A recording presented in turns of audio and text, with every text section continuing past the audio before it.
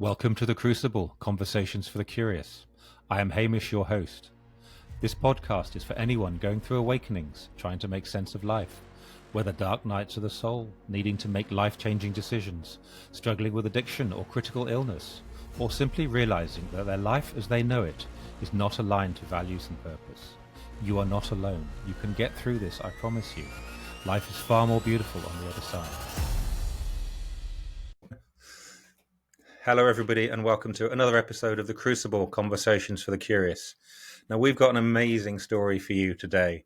JD is a remarkable human being. He has gone through stuff that you wouldn't want your worst enemy to do. And he's not just gone through it, he's come out the other side saying, okay, next. And he's still smiling. JD, thank you so much for turning up today. Thank you so much for having me on. It's a pleasure to be on this show, to share my story, getting to know you. It's been an amazing event for my life. And so I'm excited to be on, man, to get to share my life story, and hopefully we can help somebody else in their journey. JD, tell us a little bit about your story, your background, and how you got to this state where you are now. Well, I'm originally from Nashville, Tennessee, and growing up, it was very difficult for me growing up because I am albino, for those of you that are watching this and those of you that are listening. And so when I was first born, I was born with this albinism, and it causes a lot of problems with me and my family, as you could imagine, having two black parents, and then you being this albino person. So it means that I don't have a lot of melanin in my skin. And so early on in childhood, I was thrown into, I guess you could say, the fire of dealing with people's judgment. I can remember at a very early age, my dad used to get stopped. We'd be at the grocery store, and they would tell him things like, my mom cheated on him. Like, those aren't his, I'm not his real child. Things of that kind of nature. So I was just given that viewpoint of the world very early in life. And growing up with albinism is an easy thing. A lot of questions are asked, especially back then, before we have the technology we have now. There was a lot of uncertainty. When I was very, very young in my childhood, doctors had basically told me that I would be completely blind by the age of 8 or 9. And they didn't think that I would even be alive at this point. I am now. I'm 34. So it's just been an amazing story. And so I use this to encourage anybody that's going through like a struggle just on the physical appearance side of having some kind of limitation that they feel like holds them back. I know that this is one of the things that I dealt with early in life with that. So yeah, man, that was kind of like early childhood.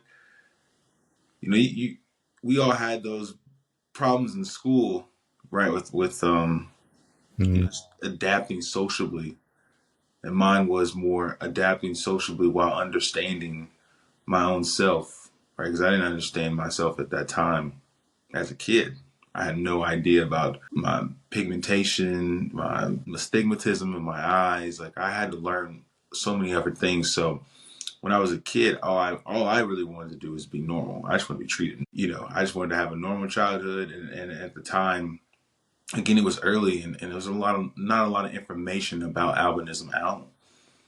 And so I was in a school for the gifted, right? And they were trying to teach me Braille and this kind of thing. And I was like, no, I just want to be normal, right? I just wanted to experience what a normal childhood was like. And I didn't get to do that.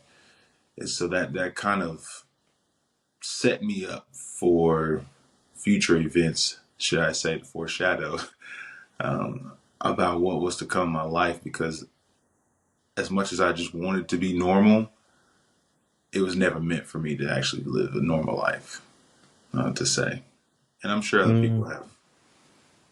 I'm sure we can all relate to that, or we just want something that we see other people have, and we realize that comparison is the thief of all joy. And what's what's given for you is not meant for me, right? And what's meant for me is not given to anybody else. And it took me very, very long time to adapt to that, to understand that. So as I got older, in my early, 9-year old, 10-year old, up until a traumatic turning point in my life, it was really just a kind of, I was just floating through, trying to Mhm. understand myself. I didn't have a lot of friends because it was just very hard, as a kid, you're just having to explain to everybody you meet, hey, I have albinism, and this albinism thing it means that I lack melanin in my skin. And you try to explain that to an 8 or 9-year old or a 6 or 7-year old, right? And they just gonna look at you like, so what does that mean? And so it was very hard for me to even have friends when I was younger because there was so many questions that I had to deal with. It just became too much, and that it made me want to have friends. So I didn't really have friends. So the only time I felt normal, to say normal, was when I was introduced to the game of football. That was the only thing that I could remotely relate to, and so I cling to it. You find something, right, that gives you that joy, especially as a child, and we cling to it, right. That's our one thing that we have. I'm sure other people have other things, whether it's be music or drawing or something like that. But I cling to that. That was my only thing that I had to where I could actually then have friends because it wasn't about my skin tone. It wasn't about all my limitations or the things that I had to deal with. It was about, are you good at this particular sport? And that was all that was wrapped around it. So that was kind of like my safe haven growing up as a child. It was the only thing I could have. In school, I was bullied a lot, as you could imagine. And, I had to learn very quickly that although words are best to diffuse a situation and we should not seek out the violence, right? There comes a point where I had to start defending myself because it was an everyday occurrence Mhm. of being bullied for my skin tone, for my parents being who they were, right? And especially being in an all black school. When you're in an all black school as a kid and you're this albino child, it can be hard. And so that's kind of how my early childhood I experienced up until 11, when just everything in my life then shifted at that point. Yeah, so that age 11 for me was the hugest turning point in my life. That was the day, that was the year really that my entire life shifted. I'll never forget it. It was February the 2nd, 2002. And that's the day that I lost my father, and he was a great man. He was a helper. Mhm. He was a leader among men. He's a dedicated father. He taught me everything that I know. Um, but again, you don't know what people carry with them. You don't know their pain and their struggle that they carry with them unless you really stop to ask. And that was something that I didn't even do as his son. Right? He committed suicide, and I never got to really tell him goodbye. I was a very young child at that age, so I wasn't really paying attention as a child who would. You're 11 years old. You don't really pay attention to those dark demons that your parents are facing. But I remember he came into my room and he just gave me a hug and was like, "I love you, son." And I was just being an 11-year-old kid, you're wrapped up in whatever exciting new thing is in front of you. So I just kind of paid it no attention and was like, "Yeah, I love you too, Dad." And I didn't really need to say I love you. I wish I did, but I did not. I actually just was like, "Yeah, I appreciate that," and I just went back to doing whatever I was doing. And I remember it was like two or Mhm. three in the morning, and I get a knock My mom gets a knock on the door, and there's two police officers, and they're like, "Are you the wife of Carl Shivers?" And and I can remember just being in my bed. My brother was already he moved away. He moved to East Tennessee at that point by that time, so it was just me and my mom. And I can remember just laying in the bed, and I just remember the feeling of that your entire world just changed in that instant, where you just know. Even though I was 11, I could just like the snap of the finger. You just know, like it's like your reality becomes a bad dream. And I remember at that point, I knew that I would never have my childhood back. So, and it Mm. took me a long time to even be able to speak about this. Like I remember very few fragments. They're like them fragmented memories until I was able to address it in therapy. Years. I mean, it took me almost 20 something years to even address that whole entire situation. But those 3 or 4 months after that period, I was thrust into manhood completely. There would be times that vividly I can remember I would have school at 6:30 in the morning, but the night before I'm having to get my mother off of the floor because she's completely drunk, right? And it's not that I don't blame her for anything. I mean, she lost her entire world, and I Mm. personally can't imagine what she went through with that. So I don't blame her at all, right? But that was my reality. Was I had to fix this. I had to try to fix this broken woman who just lost everything while in a period of life where you're supposed to be exploring yourself, you're supposed to be growing, you're supposed to be aging, and here I am trying to pick up the pieces with this with my mom as we tried to navigate the waters of losing our leader, losing our rock, losing our foundation. And that was a hard time. And I know that in seeing how she adjusted to it, that was how I started to adjust to it. Right? Seeing how she used alcohol to numb the pain is how I started to use alcohol to numb the pain. Right? Because I had no time to honestly deal with it. It was I still had to maintain my grades at school, right? I still had to navigate that and act like things were put together in my life still when they clearly were not. And at age 11, going into that summer, that's when I started to walk down my own bad path, and that's when I started to smoke marijuana, and I started to dabble in drinking because it was like that was my only escape.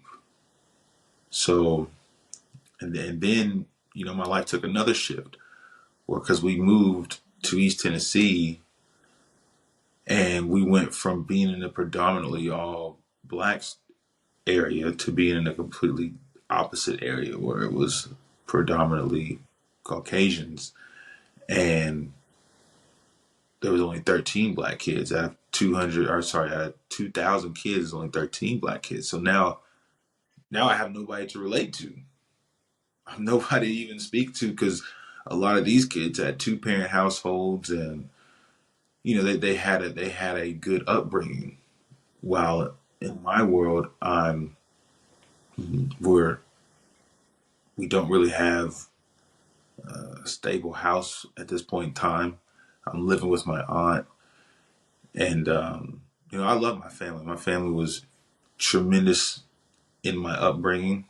I couldn't imagine where I would be at in my life right now if I did not have family support of my aunts and my uncles, and they did their best to try to navigate me through that entire situation. But in my world, I felt completely alone. Right, in my world, it was not only am I dealing with the loss of my father, not understanding what got so bad to make him want to take his own life. But now I also don't have anybody to help me with building my confidence or giving you that reassurance of love when you're trying to become a man, when you're trying to do things right, when you're trying to excel at like at sports, and you need that male figure to just be like, son, you're doing a good job, right? How do I speak as navigating all that stuff? So I'm 13. Well, I'm 13 years old, trying to just fit into middle school, right? Again, just having the albinism, and also not having, and then having to deal with my father. Mm. Alcohol and marijuana was my that was my parents to me in my world. Like I said, my mom was trying to be there for me, and she did a fantastic job with what life had dealt her. But in my world, it was drink and smoke, and that's what kept me able to just function without Mm. without like breaking down. And as I grew older, it really became then my habit. So by age Mm. 16, I'm in sophomore year in high school. My day was, I had football practice at 6 in the morning. So I would go to that. I'm out by 7:45. My first period was at 8:15. By 8 o'clock, I have a 32-ounce cup of tea and vodka, drinking that, and I've already smoked probably one joint or a blunt or something like that, and I would just go to class, and it wasn't an issue of making me a bad student or whatever. School came natural to me. So in keeping my mind not sober is what kept me together. Just at that point in time, it's just what kept me together. Mm. Because in the back of my mind, it was, I don't want to be here. I don't I don't fit in. My dad didn't love me, right? It was really the start of me self hating myself, because I took it as it was my fault, right? He couldn't take the blame. He couldn't take the judgment of his child being albino, and that's how I internalized it. Is that the truth? It's not. It's not the truth. But that's how I internalized it. I took that on, and now I'm like, look at my mom. She's falling apart, and there's nothing that I can do to help her. Right? I took that on. It wasn't the truth. It wasn't the reality. But again, when you're a child and you come home and there's no lights on in the house because she couldn't afford to pay the rent, or she could afford to pay the light bill, and now you're left with two choices: like, do I stay in this dark house and live with candles, or do I leave, or what do I do? So in my mind, it was, I got to do something. So I started to hustle. I started to turn down the path of no resistance, that a lot of people would say. And so I began to, hustle any way I could and do whatever I had to do so that I can help keep lights on in my house, right? I could help pay the water bill so I could take a shower after a long day of practice in school, right? Then it became a situation where now you're adding stress, right? You're adding stress onto a 16, 17-year-old kid. You're adding stress onto his life. Now I'm not only having to deal with picking up pieces, being albino, dealing with that, trying to also be a man in my house. Now let's add on, okay, now you want to help pay some bills. So I mean, by 17, because it's right before I graduated high school. I mean, now I'm not even going to class sometimes. By 12 o'clock, Mm. I'm well into a drinking half a bottle of liquor, and my life was just out of control. Just it got to a point where I was I was counterfeiting money just to make sure that I had extra money so that I can hand it to my mother and be like, Mama, I can help you pay these bills. And all while doing that, somehow, thank God, I was able to still graduate high school, succeed in sports enough to earn a scholarship. This just goes to show you how far you don't know how out of control your life is until it's too late. I had Mm. the opportunity to go play at my dream school, the school I always wanted to go and play at. I had a full Hmm. scholarship ride to pay for that school. And I was so lost that I got there and I squandered it completely away. I didn't even last a semester because my habits were the same. I'm still waking up, drinking, smoking, and then trying to operate my life. And when you get to college, you can't do that. You can't do that at all. And so I was there for one semester, and my GPA went from a 3.4 to a 1.5, I think, or 1.3 or something like that. And so by the age of 18, I was already dropping out of college. And I'm just like, look at your life. And it didn't really help a lot that I had a relationship at that time. And that was my first really real experience with bigotry and racism. And the person I was, her family did not like that I was black when they finally figured out that I was black, because a lot of times being in a predominantly white area and I being albino, it got to the point where I just was like, if they know, they know. If they don't, they'll just call me whatever. So I just gave up at that point, right? So they just thought I was white for the longest time until they realized I had black parents. And once they found that out, obviously they didn't want, you know, that relationship to Mm. continue. And so they did what they felt necessary to do to make sure it didn't continue. And, at the time, being young and dumb, we were in the process of having a child, in which they took that away from me. And so that sent me down the worst spiral of my life, because, again, I took that on as blame. I was sick. I took that on as that's my fault. Right? I took it on as my fault. And then in doing that, I introduced myself to pills. So now I'm adding in that, and I just knew that at that point that was the start of something really bad, and Mm. that pushed me to the point of trying to take my life. That was my first attempt at trying to take my life, because it just got too heavy. It got too heavy for me. I had no direction. I dropped out of school. I lost this so-called relationship, and I couldn't find. I felt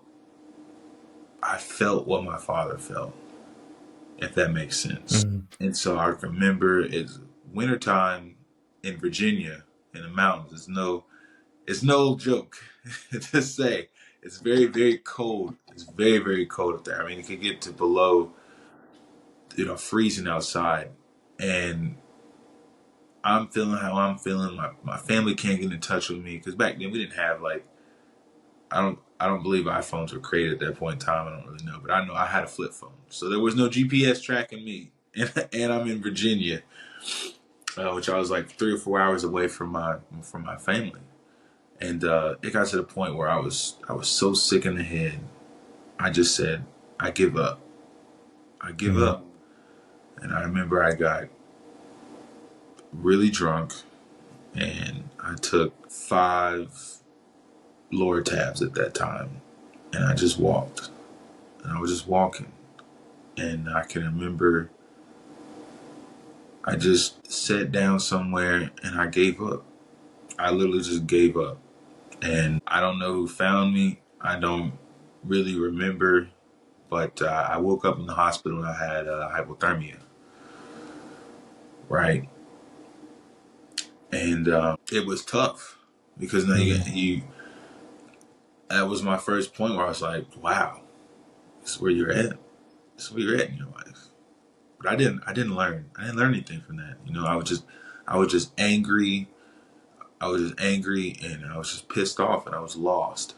And so I again, that led to me obviously dropping out. That was the last straw. I came back home, and when you get a sign about something, like God will send you. He'll send you people in your life, and if you don't pay attention to those people that He sends in your life, you miss the boat.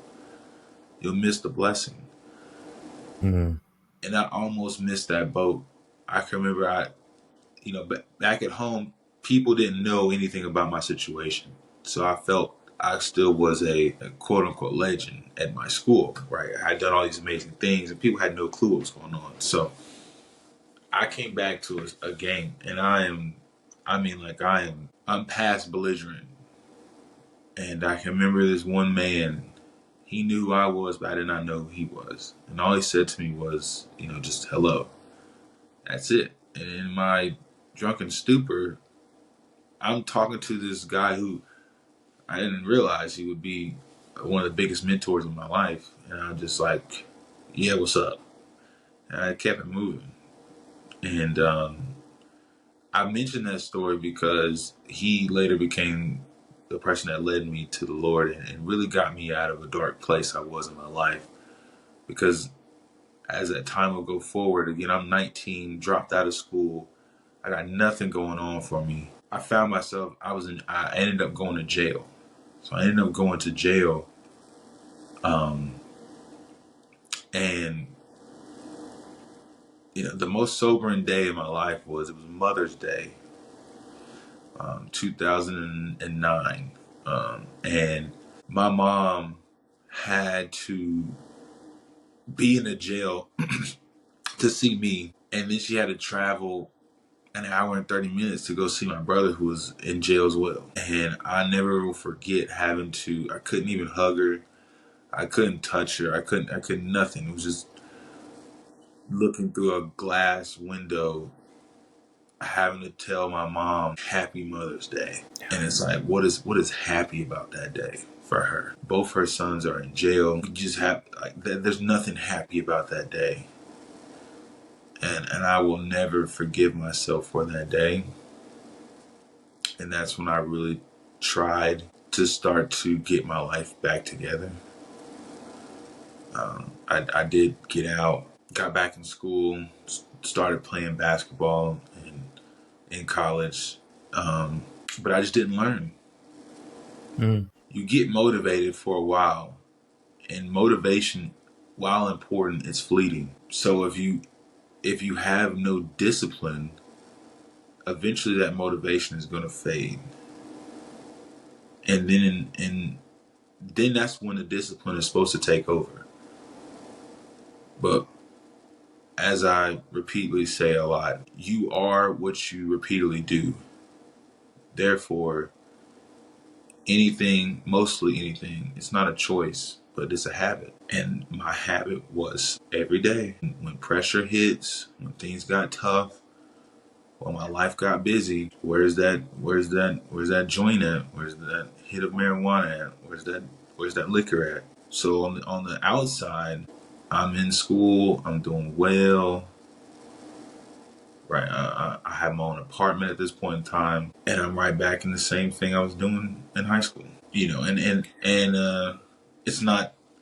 You think like it's something mature because as we get older, you think you can manage it a little better, but you don't. You don't. So now I'm in my 20s, right? I'm in my 20s, and I'm starting to figure things out. I'm starting to understand that I have something special that I could do with my life. But the only thing that's stopping me is me. And so now you're trying to navigate, how do I overcome my situations? I have yet to still deal with my dad at this point in time. He's been gone for 10 years. And I've yet to shed one tear about it. And so as I continue to get older, I think it was about 21, is the first time I actually cried about it. And that was a huge release for me because I had to finally admit that it wasn't my fault. You would think out of all the people in the world telling you it's not your fault, you don't really believe it until you are ready to accept it, right? Until you decide, and that's the beautiful thing about acceptance. Once you decide to accept, you're ready to start growing. And so that was the first time I really accepted that he's gone, and it's not my fault. It wasn't my fault, and there was nothing that I really could do about it. And it was in that moment, when I started accepting that, I lifted some burdens, right? I lifted some burdens, and my life got a little bit better. I still had problems. I still had some horrible habits, but in that moment, I found myself getting just a little bit closer to healing myself. And so as I got older, I think about 24, 25ish, I graduated, and I at this point in time, my drinking and habits weren't because of the pressure now. It started to, just like I said earlier, comparison is a thief of all joy.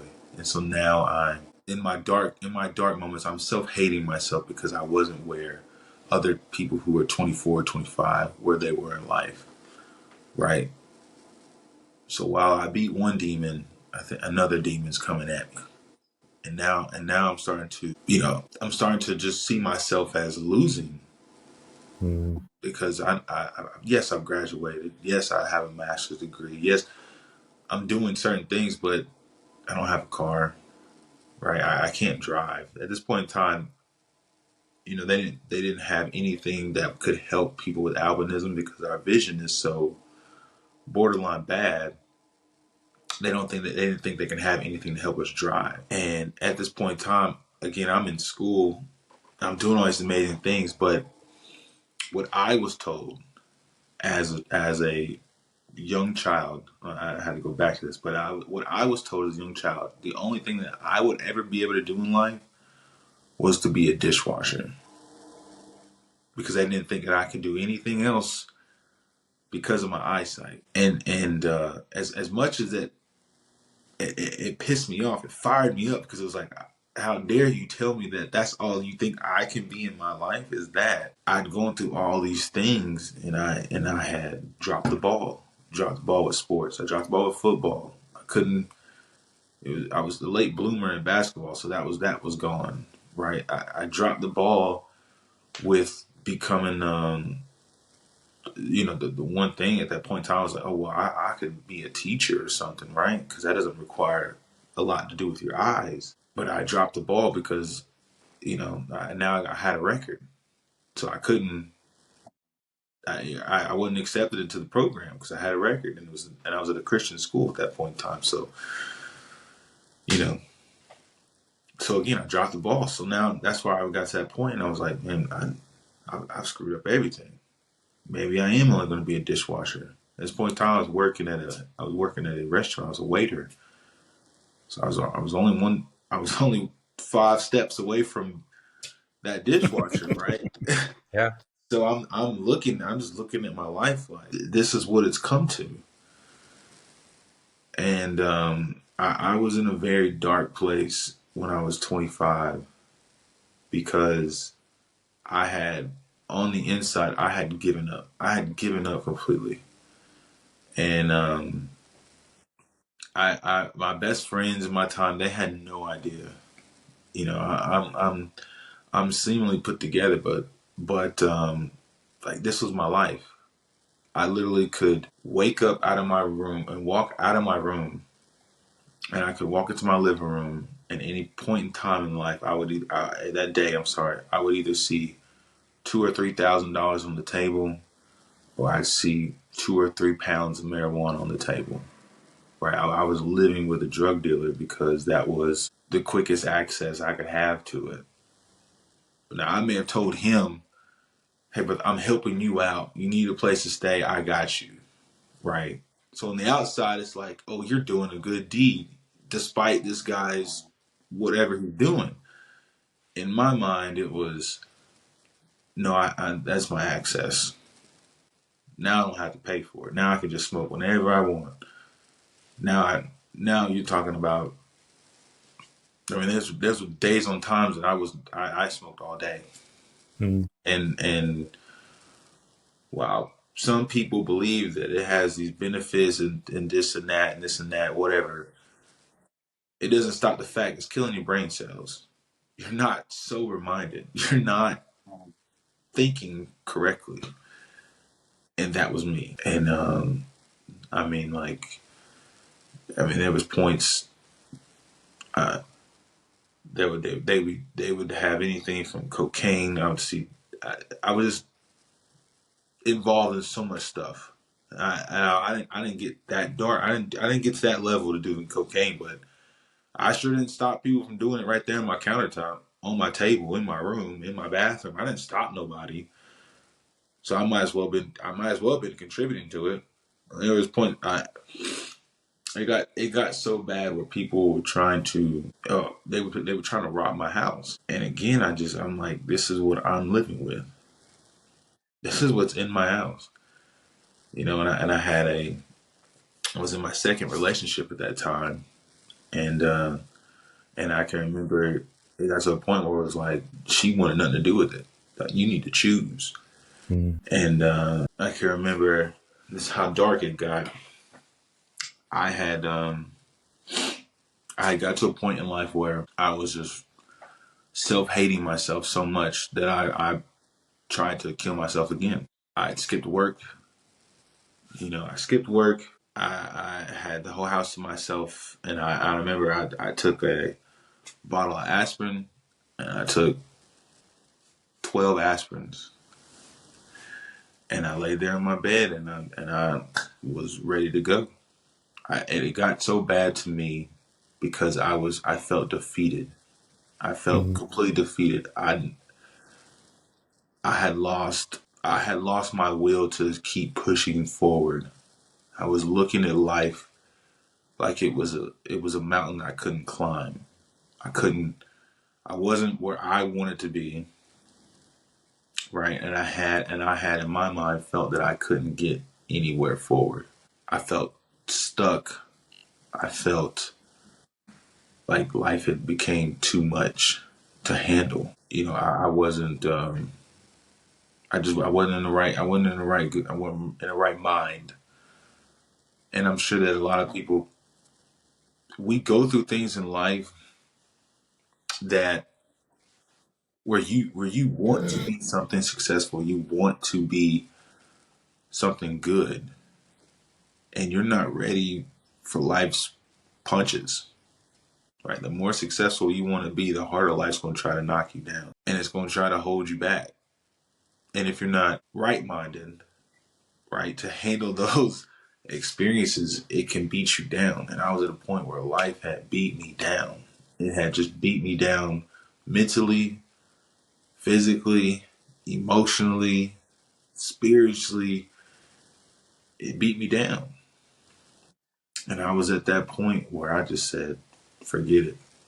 I'm over it. I lost my relationship. I lost my job. Right. I was coaching at the college I went to, and I lost that. Right. I wasn't, again, my bad habits of partying and drinking and smoking were catching up to me in my master's program, where I was one credit shy of getting my master's and doing a 24-month program in 10 months. But my habits. And so I'd given up. I'd really given up. I called my mom. I was like, Mom, I love you. And I'm not sure what that did to her. I'm not, those same words that her husband told her, you know, here her son is trying to tell her that. And she had no clue. But again, God sends you angels. Even sometimes those angels aren't who you would think they are, who you want them to be, right? But He'll send somebody. And he he sent my boy Malcolm. It's my best friend to this day. We grew up basketball together, all that stuff in college, and we were working together. And at that time, I don't know. To this day, I don't know what made him leave work, because we were working together, but I didn't show up, and I don't know what made him leave. But he came and knocked on my door, and obviously my door was locked. I locked my door. That's how serious I was with this. I was like, nobody's gonna be able to get in till it's too late. And my guy climbed on the roof of my apartment and broke in through my window. And if he didn't do that, I wouldn't be here talking to you. And that was my turning point in my life. That was it for me. I realized like I can't be a victim anymore. I got to stop being a victim.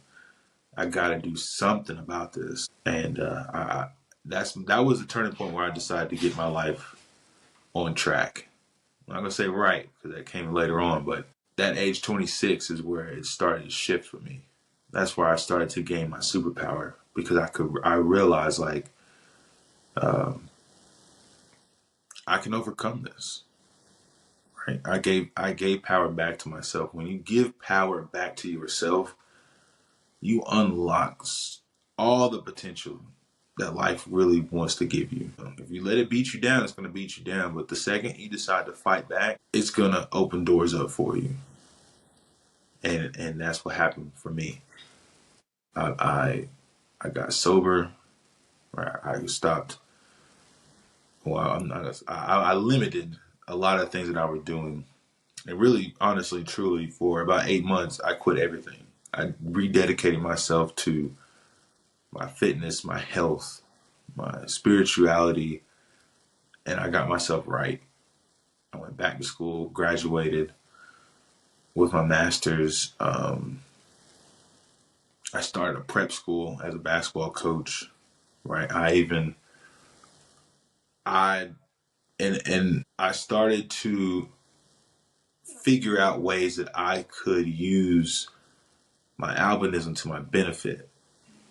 And I had to go and find this doctor. He's a great doctor. I found this doctor. I told him what I wanted to do. I told him like, hey, I want to drive. I need to drive. And so he helped me to get that. So now I'm driving. Right? It was something I thought I never would do in my life. And I hit this high. And it was like, wow, that's the first time I could feel that I was alive. Not living, because we're all living, but very few of us are alive.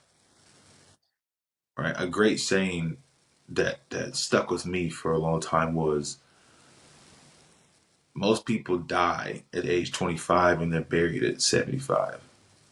Meaning you might be living, but you're no longer alive because you're dead inside. Your dreams are gone. You've given up all your dreams. You're not living with any hope. You're not living with any faith. You're not living with any courage or confidence because you're just working, working, working, paycheck to paycheck, and you've forgotten what dreaming is about. And I found that again by age 26. So I moved.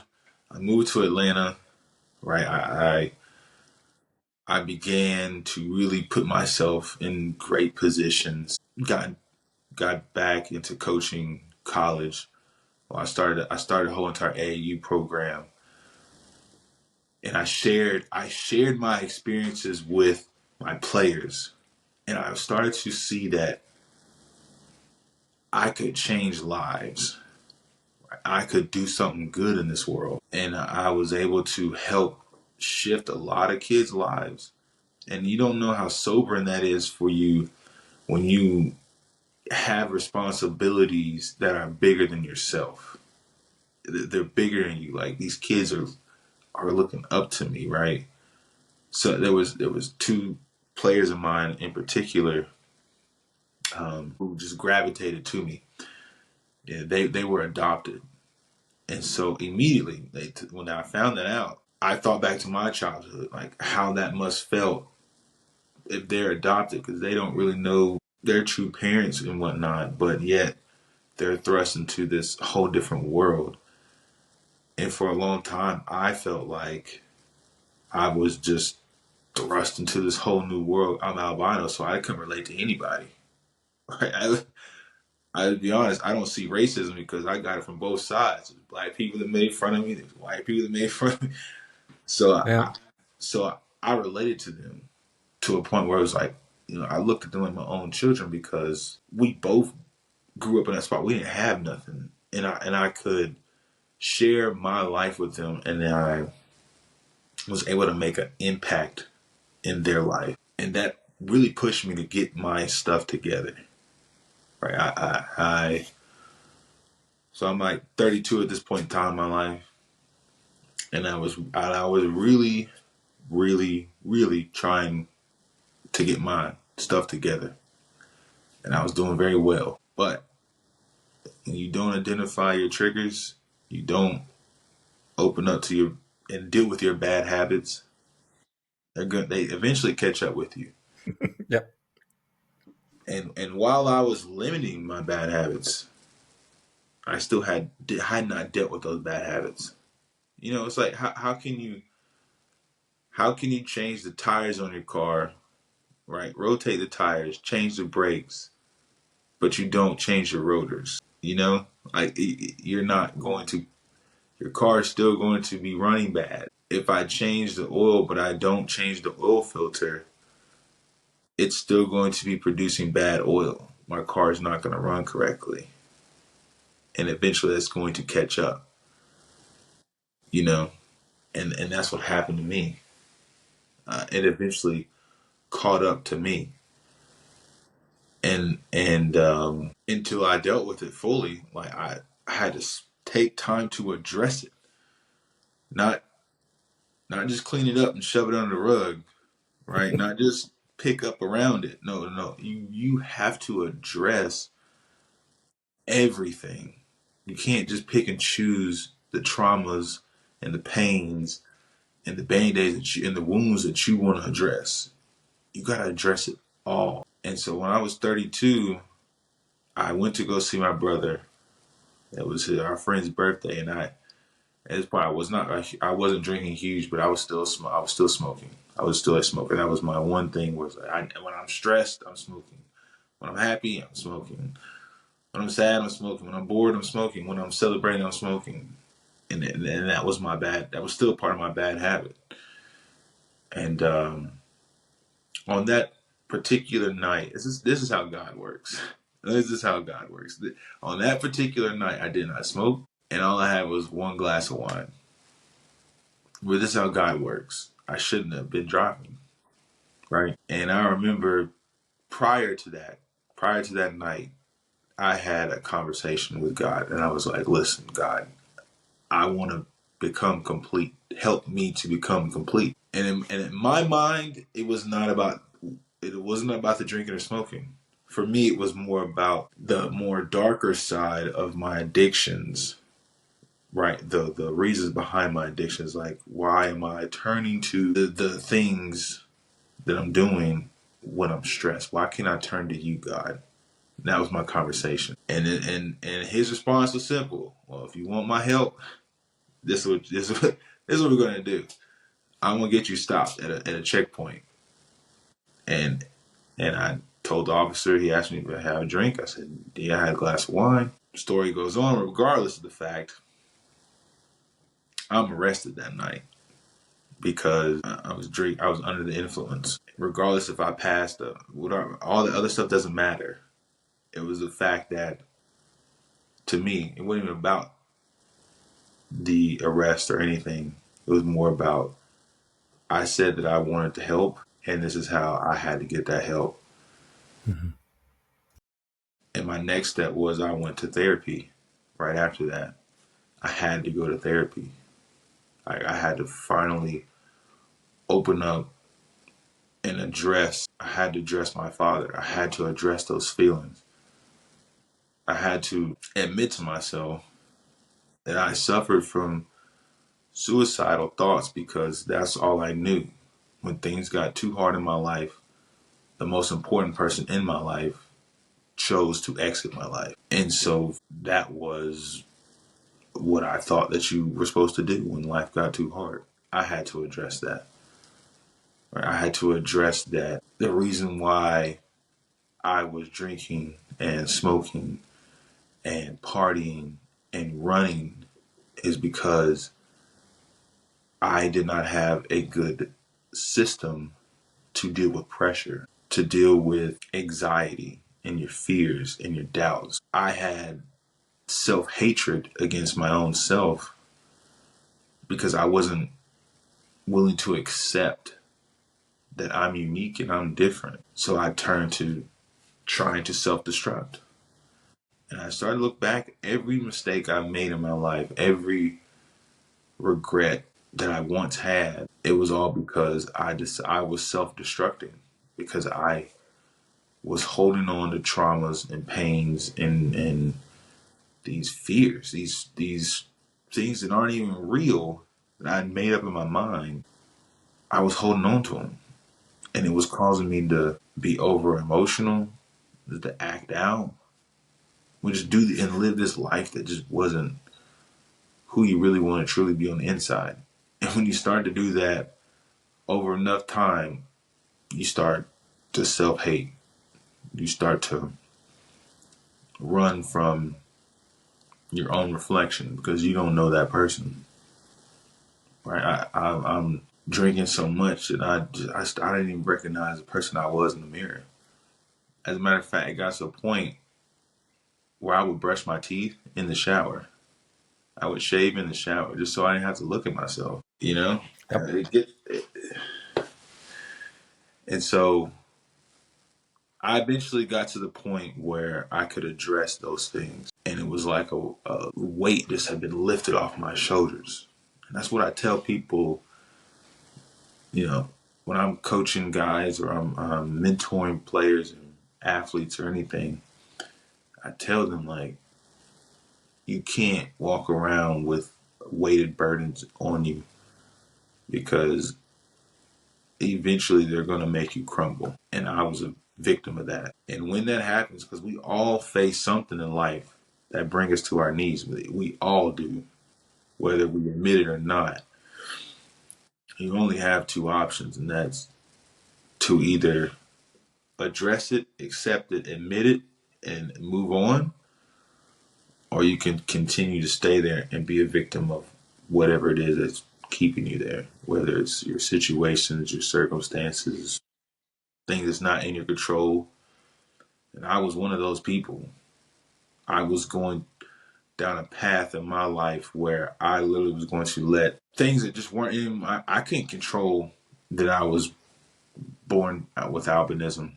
I could not control that my dad made a decision to walk out of my life. I could not control those things. I couldn't control the environment that I lived in, but I could control how I responded to it. And that took me almost 24 years to learn how to do that, right? It took me 3 suicide attempts in my life to learn how to do that, to just be able to accept now that and be proud that I'm albino. I'm different, right? To be proud that I'm 2 years sober. Um, I'm not drinking, not smoking. To be proud that I know my Lord and Savior and I have a thriving relationship with Him. These are things that I wouldn't admit it 15 years ago, right? These are things I wouldn't admit it 7 years ago. Um, and they're sobering. They're very sobering to my life. It saved my life, quite frankly. It really saved my life. That is a remarkable story. Thank you. That is really, yeah, that's a roller coaster. That really, really is. You've touched on everything, I think, to be honest. Absolutely everything. And yeah, it does come down to valuing yourself, loving yourself, and yeah, you are unique. I am unique. Everyone's unique. And, you know, that comparison is the thief of joy. It is everything like that. It's just not worth the effort. But as you said, you've got to find that dark point where you actually realize that you are worth it, where your desire to live is more important than everything else that's piling up. So, you know, I think what you've done is fantastic, and I think that story is really, really remarkable. So I really appreciate you sharing that. Thank you. Man, it's not that I Thank you so much for having me again to share this story. But again, once you all right, once you accept all those pains and things that happen in your life, just like I did, like I said, acceptance is the foundation for growth. And when you do that, you allow yourself to be opened up, right? And now you can start to change your habits. And I think that that's where so many of us struggle with is our habits. A lot of it is it's not conscious. A lot of it is subconscious. Just like in your story, I know that when you were struggling with your addiction, a lot of it was just so much habit over time. It's hard to just to admit like, oh, I could just break this 20-year habit I've been drinking all my life. It's not that easy, but that's where it starts. Like we have to start. You have to start with changing your habits. And I know that some of the things that really helped me is when I found people that I didn't know these people, but I found people that I wanted to.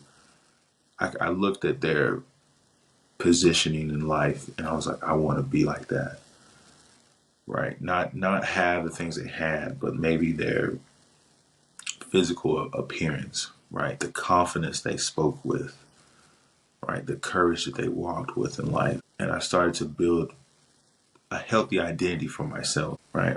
You find yourself in clinical rehab, and you see people with some real ass problems. Excuse my language, right? You see some people with some real mental illnesses, and it'll shift your mindset because like I don't want to. I'm not supposed to be. I don't want to be here, right? You find yourself in jail with somebody who really has no hope, has no light in their life, right? You spend some time with somebody who's in there for murder, who the rest of their life is going to be behind bars. You spend time with that person, and you really realize the difference between you being a victim of your situations, and living in some self pity versus you don't have a life Mm. right outside them four walls and that little bunk bed, right? And I experienced those things. Right, I slept on the floor, a concrete floor, for 23 hours out of the day in a dark room, and only have 1 hour to see sunlight. You look at the sun a little differently after that point, right? Mm. You look at outside, you value it a little bit more, right? I've been to that place. I've been to that place where you can't have any sharp objects in the room, where it's just you and four padded walls, and you gotta sit there and I think everything in your reach can be used as a weapon to harm yourself because that's what you're in this facility for. Right. It's a humbling experience when you have to be a grown man, you know, and you can't even have shoes on because I think you might harm yourself with it. That's a very sobering place, and you start to value things. So yeah, it's a. So I can go on about it because man, I get to share this story with so many people and try to change lives. And then that's what my mission is now, is to try to help people through those struggling situations because I know how it's been. I know you know how it's been. That's what inspired you to make this podcast. And I think it's an amazing gift to the world. Well, thank you. I'm enjoying the podcast. Back to you for a second. I mean, I think your story. Yeah, it is absolutely remarkable, and I love the honesty. You've owned everything. You've owned going to prison, not having shoes on. You've owned that it wasn't your fault, but you thought it was your fault. Growing up, everything that you've experienced, you've had to look back at and go, is that true? Is that really true? And then you've had to make a decision. And I think that is I think that is empowering, because when you start to look at your life as an adult, you look back from when you were the child and realize that you didn't see it as it really was. You've had to look back and go, no, my dad did not kill himself because of me. He did it because of him. And then you've had to go, that wasn't my fault. It wasn't my mum's fault that she couldn't cope and I had to be an adult age 11 or 12, and on and on. You're giving people permission to look back on their life and change that story, to understand that story. And I think that is utterly, utterly remarkable. Yeah. And, it has been a real, real honor to have you on the show today, because JD, how you're going to inspire people, how you're going to carry on inspiring people is just brilliant. So thank you very, very much. And again, thank you so much for having me. There's no coincidences in life. And I could imagine, again, the people that you're going to help, and just by sharing just our stories together, I hope that whoever's watching or listening, like you said, giving yourself permission to really go back and look at the things in your life and address them. Because sometimes we can get caught in a false reality.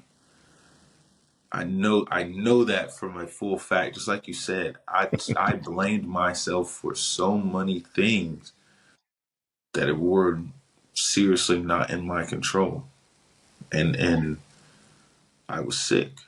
I was sick. I was sick minded. That is a form of narcissism we don't speak about, but it's the truth. I hope that people can understand it's not your fault.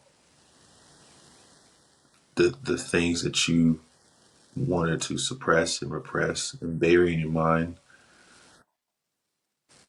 it's not your fault.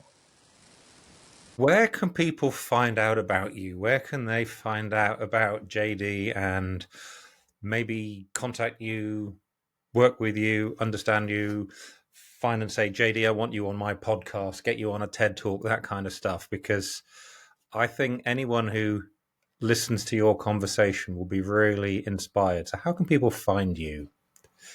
Well, one of the ways they can find me, I do have a Facebook.